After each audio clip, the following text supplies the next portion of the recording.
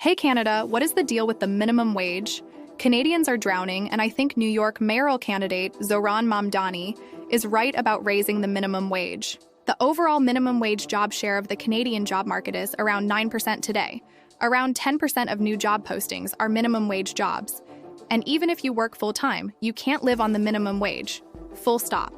Minimum wage has been on my mind since reading New York mayoral candidates Zohran Mamdani's proposal for a $30 minimum wage in New York by 2030. And it's why I've pledged to increase the minimum wage to $30 an hour by 2030. It's why I will build 200,000 new, affordable, permanently rent-stabilized, union-built homes. This is our plan for a New York that works for the people who built it, and we're going to deliver it on June 24th. Mamdani won the Democratic primary for the New York mayoral race on that platform. The minimum wage was created to set a wage floor to protect workers, especially the most vulnerable, from being paid unfairly low wages by employers. Fun fact, during the 1950s in the US, did you know that you could pay for a rental apartment with a week and half's wages on the minimum wage? It's true.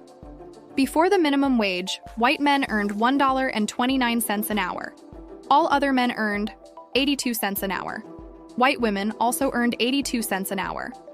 Women of other racial identities often earned 45 cents an hour.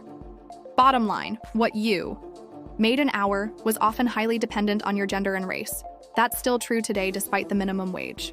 We all know from experience, or at least I certainly do after a long career in Canada, employers would pay you nothing if they could get away with it.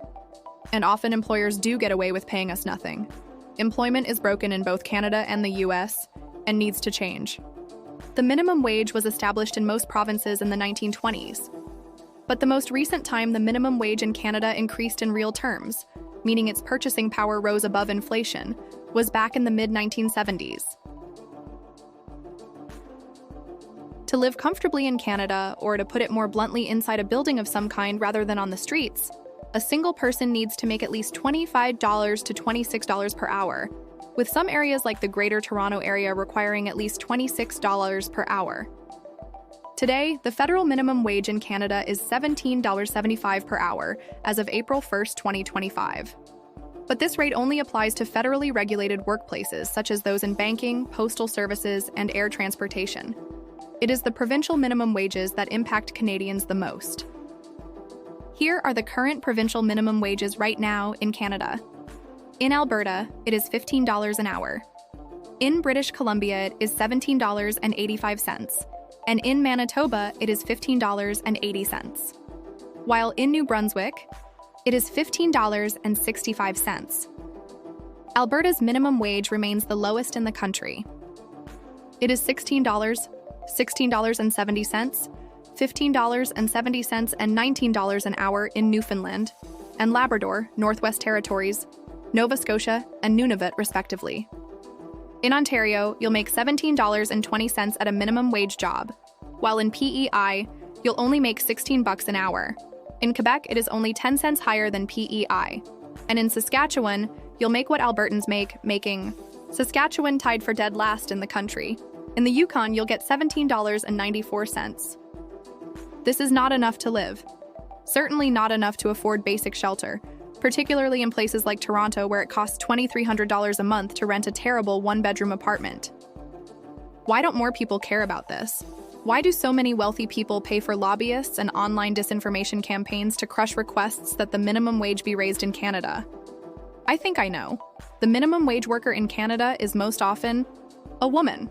Women comprise around 59% of minimum wage earners, consistently more than men. Misogyny is real.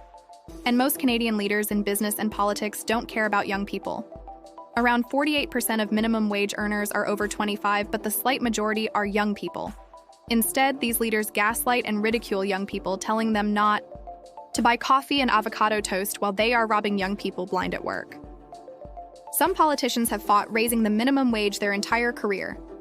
Conservative politicians like Doug Ford and Pierre Poilievre have used their connections and political capital for the past few decades to fight campaigns asking for the minimum wage to be increased.